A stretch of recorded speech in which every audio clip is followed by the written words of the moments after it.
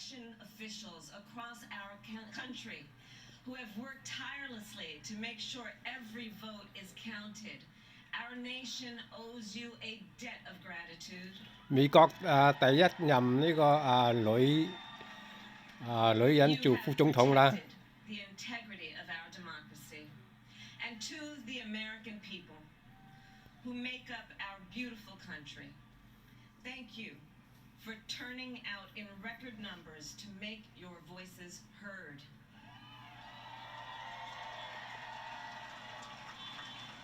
And I know times have been challenging, especially the last several months.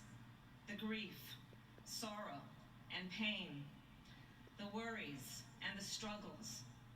But we have also witnessed your courage, your resilience, and the generosity of your spirit. For 4 years, you marched and organized for equality and justice, for our lives and for our planet. And then you voted.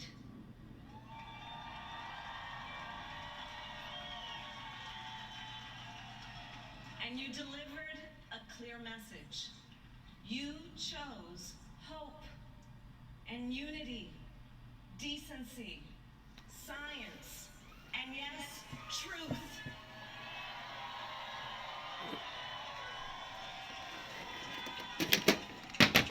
You chose Joe Biden as the next president of the United States of America.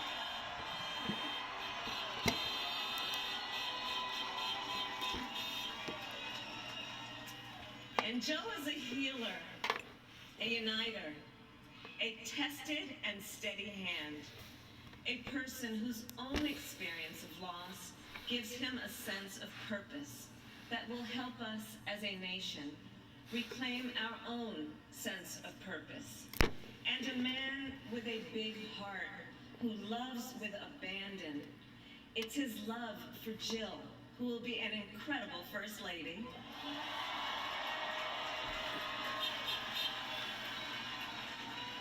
It's his love for Hunter and Ashley and his grandchildren and the entire Biden family.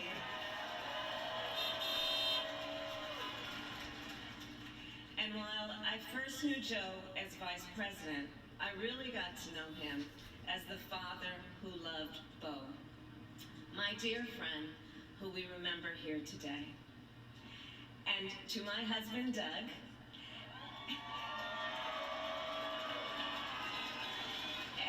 children Cole and Ella and my sister Maya and our whole family.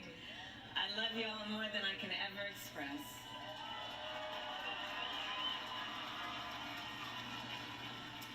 We are so grateful to Joe and Jill for welcoming our family into theirs on this incredible journey. And to the woman most responsible for my presence here today, my mother, Shamala Gopalan Harris, who is always in our hearts. When she came here from India at the age of 19, she maybe didn't quite imagine this moment. But she believed so deeply in an America where a moment like this is possible. And so I am thinking about her and about the generations of women, Black women,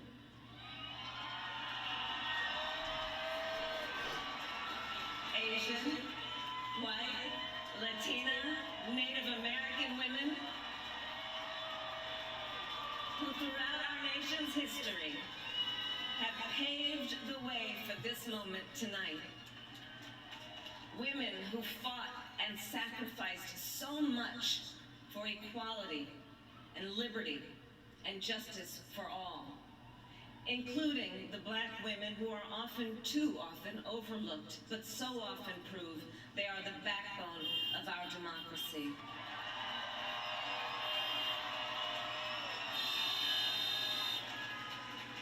All the women who have worked to secure and protect the right to vote for over a century, 100 years ago with the 19th Amendment, 55 years ago with the Voting Rights Act, and now in 2020 with a new generation of women in our country who cast their ballot continued the fight for their fundamental right to vote and be heard.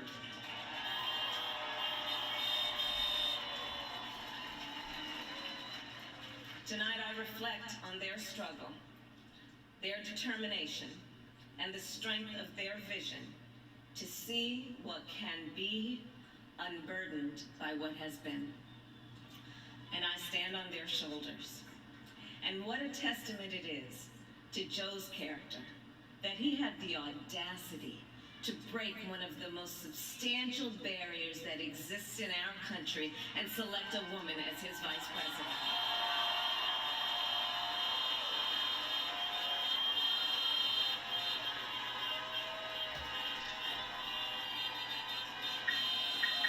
But while I may be the first woman in this office, I will not be the last.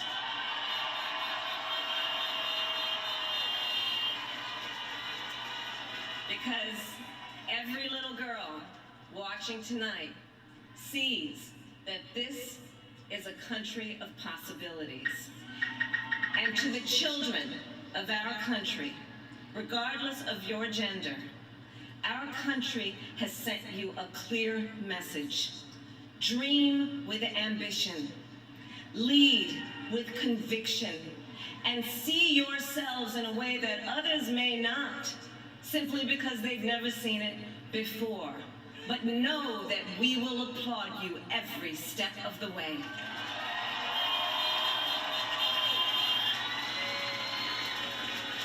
And to the American people, no matter who you voted for, I will strive to be a vice president, like Joe was to President Obama, loyal, honest, and prepared, waking up every day thinking of you and your family.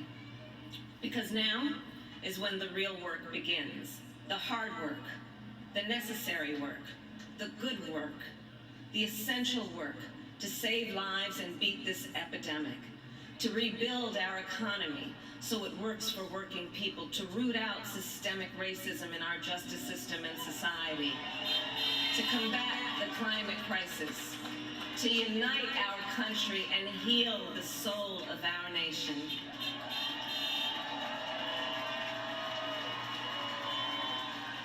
And the road ahead will not be easy, but America is ready, and so are Joe and I.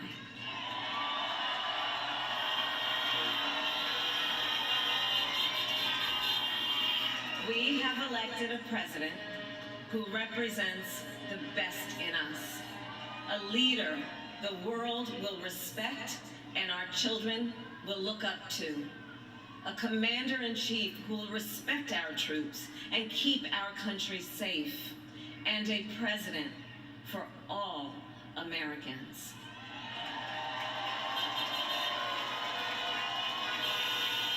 And it is now my great honor to introduce the President-elect of the United States of America, Joe Biden.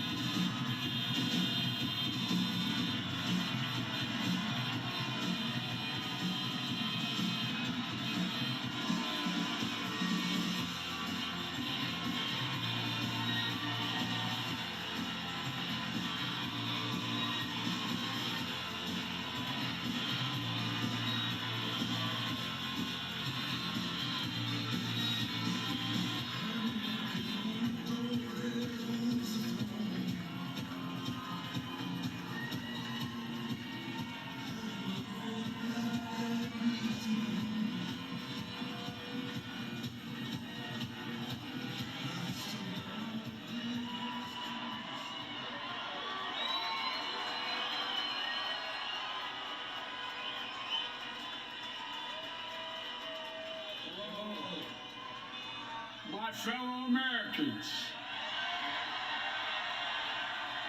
and the people who brought me to dance, Delawareans. I see my buddy Senator Tom Carper down there, and I think I think Senator Coons is there, and I think the governor's around. And is that Ruth Ann? And that former Governor Ruth Ann Minner.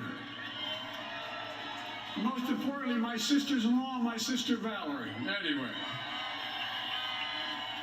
Folks, the people of this nation have spoken. They've delivered us a clear victory, a convincing victory, a victory for we the people. We've won with the most votes ever cast on a presidential ticket in the history of the nation. 74 million.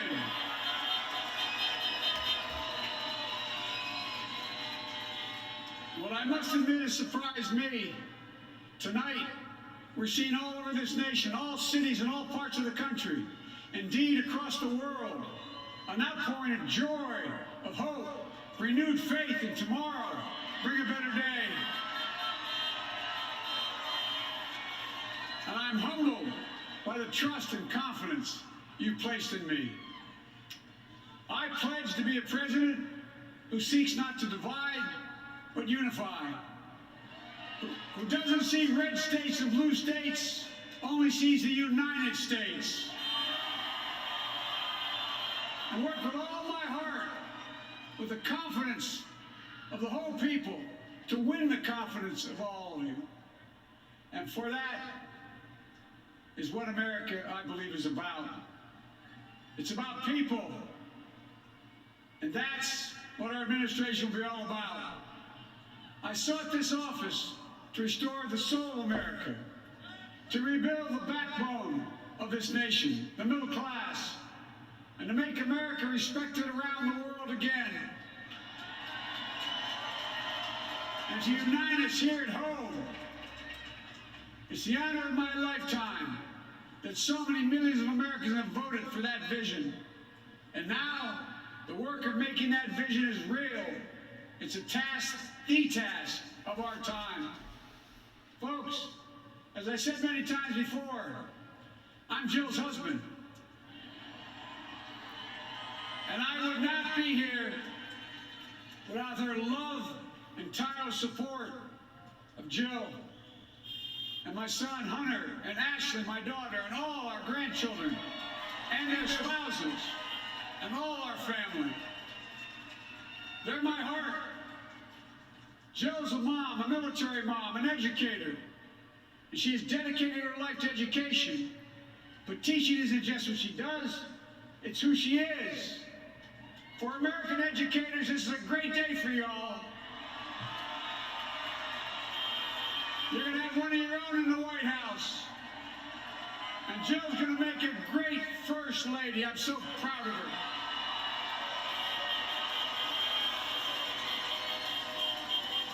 Well, I'll have the honor of serving with the fantastic Vice President who you just heard from, Kamala Harris,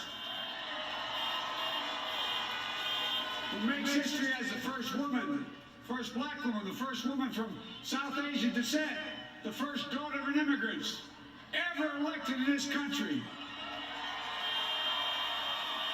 Don't tell me it's not possible in the United States. It's long overdue. And we're reminded tonight of those who fought so hard for so many years to make this happen. Once again, America's bent the arc of the moral universe more toward justice. Kamala, Doug, like it or not, your family, you become an honorary Biden, there's no way out.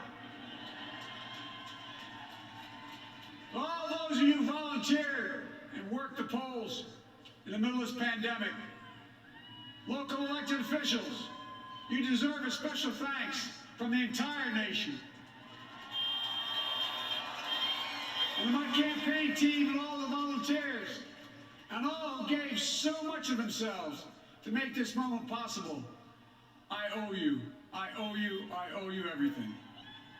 And all those who supported us, I'm proud of the campaign we built and ran. I'm proud of the coalition we put together. The broadest and most diverse coalition in history. Democrats, Republicans, Independents, progressives, moderates, conservatives, young, old, urban, suburban, rural, gay, straight, transgender, white, Latino, Asian, Native American. I mean it, especially those moments, and especially those moments when this campaign was at its lowest ebb. The African American community stood up again for me. You always had my back, and I'll have yours. I said at the outset, I wanted to represent this campaign to represent and look like America. We've done that. Now that's what the administration will look like and act like. For all those of you who voted for President Trump, I understand the disappointment tonight. I've lost a couple times myself. But now, let's give each other a chance. It's time to put away the harsh rhetoric, lower the temperature, see each other again, listen to each other again. And to make progress, we have to stop treating our opponents as our enemies. They are not our enemies. They are Americans. They're Americans. The Bible tells us, to everything there is a season, a time to build, a time to reap and a time to sow, and a time to heal. This is the time to heal in America.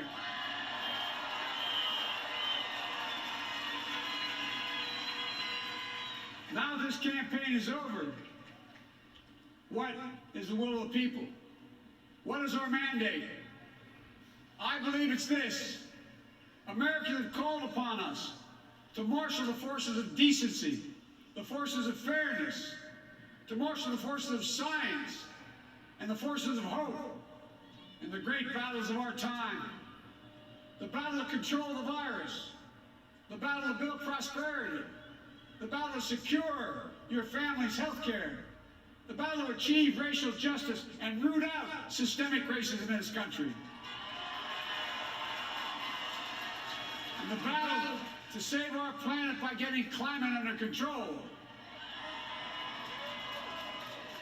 The battle to restore decency, defend democracy, and give everybody in this country a fair shot. That's all they're asking for, a fair shot. Folks, our work begins with getting COVID under control. We cannot repair the economy, restore our vitality, or relish life's most precious moments, hugging our grandchildren, our children, our birthdays, weddings, graduations, all the moments that matter most to us until we get it under control. On Monday, I will name a group of leading scientists and experts as transition advisors to help take the Biden-Harris COVID plan and convert it into an action blueprint that will start on January the 20th, 2021. That plan will be built on bedrock science. It will be constructed out of compassion, empathy, and concern. I will spare no effort, none, or any commitment to turn around this pandemic. Folks, I'm a proud Democrat, but I will govern as an American president. I'll work as hard for those who didn't vote for me as those who did. Let this grim era of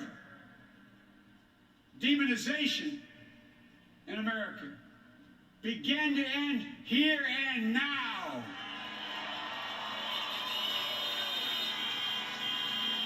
The refusal of Democrats and Republicans to cooperate with one another, it's not some mysterious force beyond our control. It's a decision, a choice we make.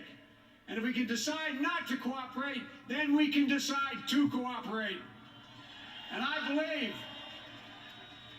that this is part of the mandate given to us from the American people.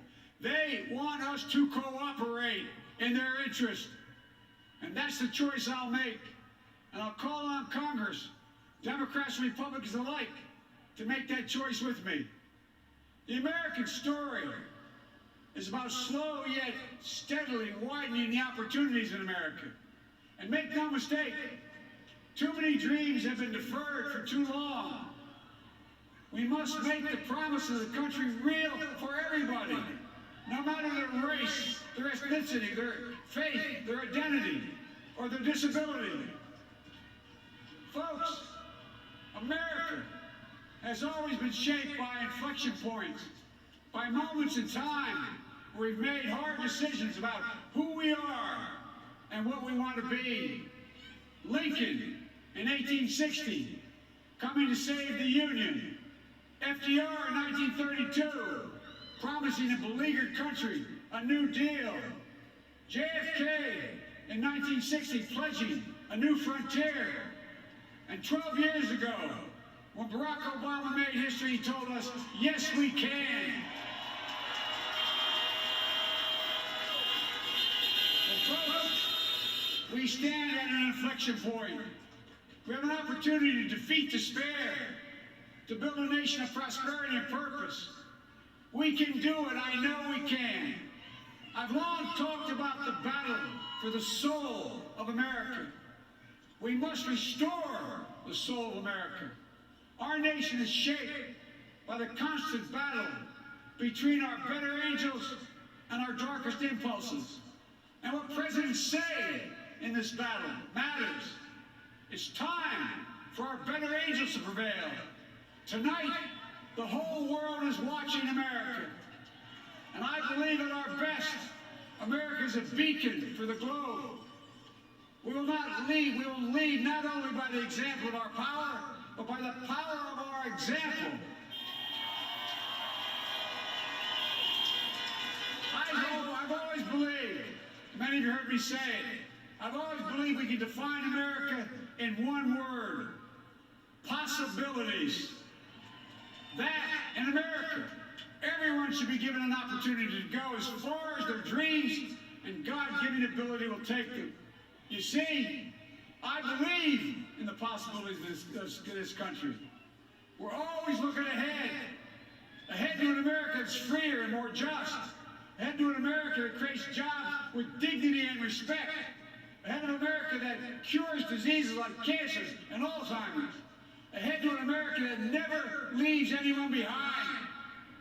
Ahead of an America that never gives up, never gives in. This is a great nation.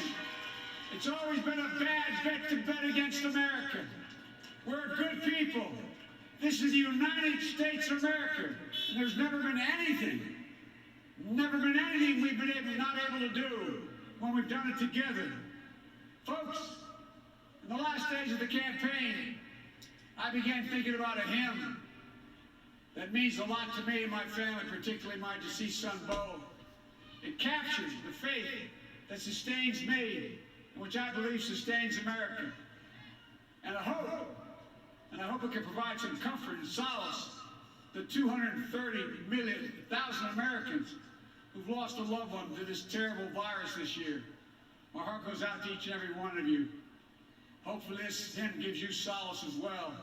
It goes like this: and he will raise you up on eagle's wings, bear you on the breath of dawn, and make you to shine like the sun, and hold you in the palm of his hand.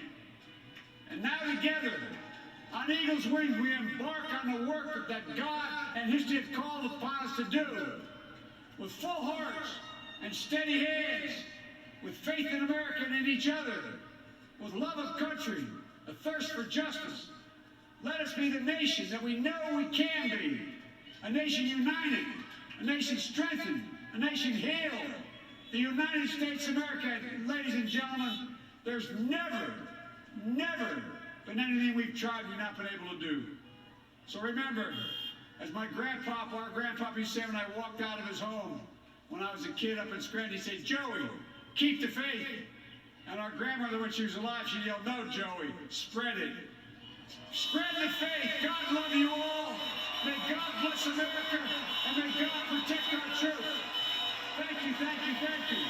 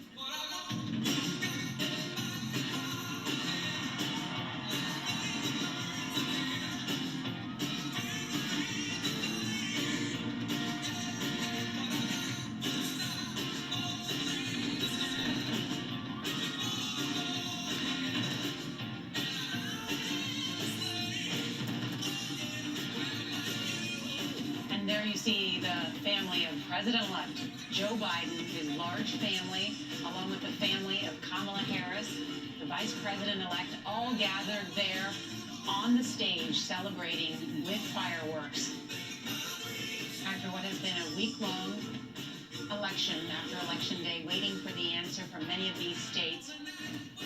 And Joe Biden giving what might be one of the best speeches of his lifetime, encapsulating the moment, I think, in the words, "This is a time to heal in America." And I think he's speaking literally about the coronavirus, saying that that will be his first act, but also politically speaking as well about healing the deep divisions in this country that exist. Saying your opponents are not your enemies. We are all Americans. Let's give each other a chance and lower the temperature. I already like the tone he's setting, John, already. And just adding to see each other again, listen to each other again. So that's the it's not just words, but actually putting them into action. The speech really ranged. You had Langston Hughes reference in there on Eagle's Wings. He quoted Minister Theodore Parker with the bending of the moral universe, which Barack Obama used quite often.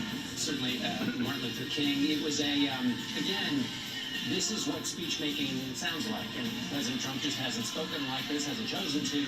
And this was a speech, that seeks to use the words in the moment to bring the nation together and move it along. Words can't do everything in a presidency, but they can do a lot. And to say that he wants to root out systemic racism. Do you know how long people have been waiting for someone in that position to say that?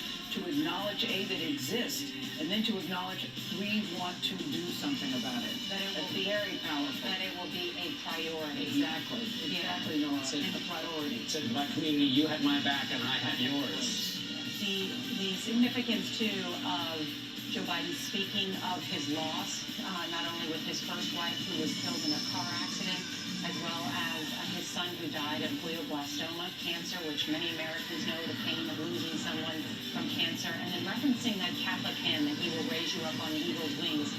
Joe Biden becomes the only second Catholic to ever be elected President of the United States since John F. Kennedy. And so there is a resonance here as well. We'll have a church-going president again. Not since George W. Bush really have we had somebody go to church on Sundays with regularity. We should probably reflect on the sort of modern family-looking group of people up there on stage. We saw Biden's son, Hunter, who we have not seen in public at all over the course of his campaign, who's there. Holding his new grandchild. Hunter, yes. Well, no, the president-elect is holding his. Yes, and then he has now a total of 7 grandchildren. Natalie, Robert, Maisie, Finnegan, Naomi, another child that was born to another woman with Hunter, and then the youngest there with his new wife, Melissa. Kamala Harris, those young children, one of them is Amara, her niece. There was a video shot, actually her grandniece. Her niece shot video of them talking the other day about how that 4-year-old could one day become president. She was sitting on her lap. Sitting on it was her a lap. very cute video. Yes. Yeah, people should look at that. And Kamala Harris mentioned her stepchildren, Cole and Ella, who are Doug Emhoff's children. And the senator, or the vice president-elect, actually very good friends with Emhoff's former wife. They're all friendly back in Los Angeles. But these are faces and names we'll get to know over the next few years as they take office. I mean, and you know, when you talk about, filling your cabinet with people that look like America, that's what that stage looks like right now. Look at the range of color, the range of age, male, female. It really is a beautiful sight to see them all there together. And I love when he said to Kamala Harris, "You're now a Biden, like it or not. You're now a Biden for life, like it or not." You get the feeling you would want to deputize the whole country into that, given what he really wants to do. Race us, yeah. Well, there is something that always strikes me about Joe Biden, given that he has had 47 years in public life and has been busy, is that he calls his children every single day. He calls most of his grandchildren every single day. Just to say hey? Just to say hey. Yeah, I know you text with your kids every day and send pictures and stuff too. But Those of us with teenagers don't get a response.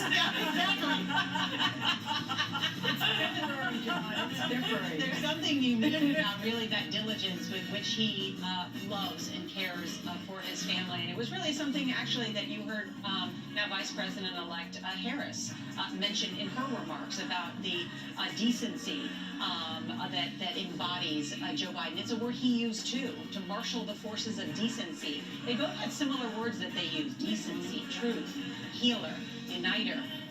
That is science. Yeah. They both emphasize science, which I thought was interesting. And not to COVID. It was a speech that was very true to Joe Biden. Yes. The reason it sounded so natural is because these are themes that he has sounded throughout his political career, including 36 years on Capitol Hill. He was always someone who was trying to make a deal, trying to reach out to the other side. In fact, some Democrats were frustrated with him when he was vice president because they felt he was too eager to reach out to the other side and make a deal. I was just reading a quote from a Republican in Congress from a few years ago who said, "I don't always agree with him, but I do trust him implicitly. He doesn't break his word. He doesn't waste time telling me why I'm wrong. He gets down to brass tacks and keeps sight of the stakes." You know who said that? Who? Mitch McConnell. Oh, when Nancy, It's when? a long game. Yeah. in the books. I was going to say, John, how did you know that? You know that John John Dickerson. I said encyclopedic mind again. Here's another first in the Biden White House. Biden's dog Major will be the first shelter pup to live in the White House. I don't know what kind of dog Major's. John Dickerson, what kind of dog? I know, he's a German Shepherd. The Bidens have always had German Shepherds. They have? Yes. Okay. By the way, I was keeping count. He said folks 7 times. Yeah.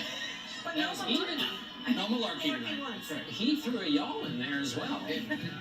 You know, I found the phrase that I was looking for, Vice President-elect's phrase about Joe Biden. She said he is a man with a big heart who loves without abandon. Yes. And he certainly has done that with his family and through his career as a public servant. And that will be his task, is to love with abandon those who disagree with him vehemently, and the direction that perhaps he wants to take the country, and feel sort of stuck in their ways about what they believe, and the distrust that has really come to embody our politics, that you can, for some reason it's extended beyond what you believe, that you can't trust the other person.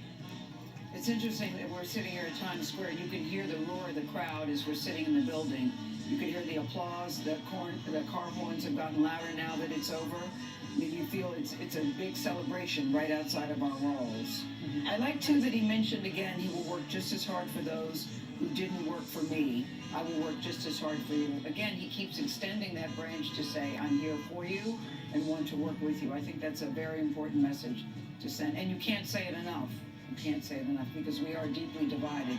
We sit here tonight as a nation. And of course, saying it isn't enough. Yeah, Just to you're say, you know, but I think behind these words, whether it actually